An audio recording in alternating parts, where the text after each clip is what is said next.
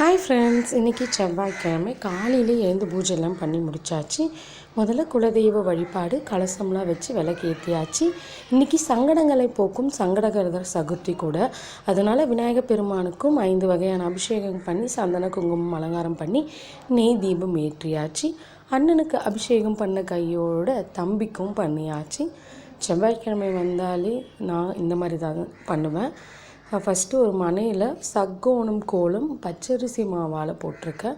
பச்சரிசி மாவில் போடுவது ரொம்பவே சிறப்பு. நம்ம ஒன்றும் ரேஷனில் போடுற பச்சரிசியை நல்லா கழுவி காய வச்சு அரைச்சிட்டு வந்து ஒரு டப்பாவில் போட்டு வச்சுக்கிட்டோம் அப்படின்னாக்கா ரொம்ப ஈஸியாக இருக்கும் நமக்கு மாவு தண்ணியில் கரைச்சி போடுறதுக்கு.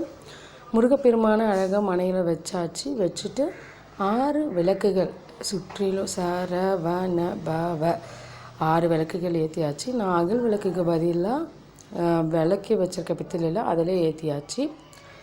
இன்றைக்கி ரொம்ப சிறப்பு வேல் பூஜையும் பண்ணிட்டேன் காலையிலேயே. ஸோ ஒரு பித்தளை தட்டில் பச்சரிசி போட்டு என்கிட்ட இருக்க வேல் அபிஷேகம் பண்ணிவிட்டு அதை தட்டில் அழகாக வச்சாச்சு. சந்தனம் குங்குமம் தான் வச்சுருக்கேன். நெய் தீபம் ஏற்றுவதற்காக விளக்கில் நெய்யும் ஊற்றி ரெடியாக வச்சுருக்கேன்.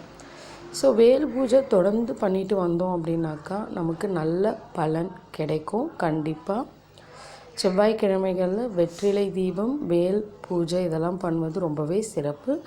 வெற்றிலை தீபம் செவ்வாய் ஊரில் ஏற்றினா ரொம்ப நல்லது அப்படின்னு சொல்கிறாங்க.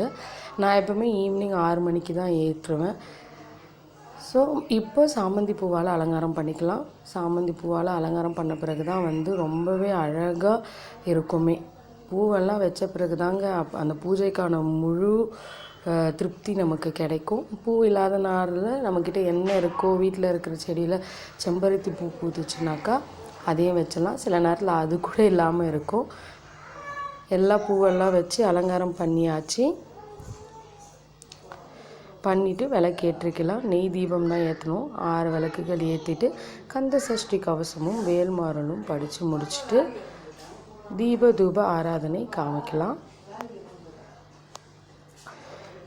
பாருங்கள், விளக்கெல்லாம் ஏற்றின பிறகு ரொம்பவே அழகாக முருகப்பெருமான் காட்சி அளிக்கிறாரு.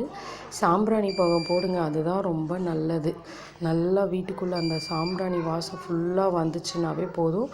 இருக்கிற நெகட்டிவ் எனர்ஜிலாம் போயிட்டு ஃபுல்லாக பாசிட்டிவ் எனர்ஜி நமக்கு கிடைக்கும். விளக்கெல்லாம் ஏற்றி பூஜையை ரொம்ப சிறப்பாக முடித்தாச்சு. இந்த வீடியோ உங்களுக்கு ரொம்பவே யூஸ்ஃபுல்லாக இருக்கான்னு தெரியல. ஆனால் நான் பண்ண பூஜை வீடியோலாம் உங்கள்கிட்ட ஷேர் பண்ணும்போது எனக்கு ரொம்ப சந்தோஷமாக இருக்கும். தேங்க்யூ ஃப்ரெண்ட்ஸ், பாய்.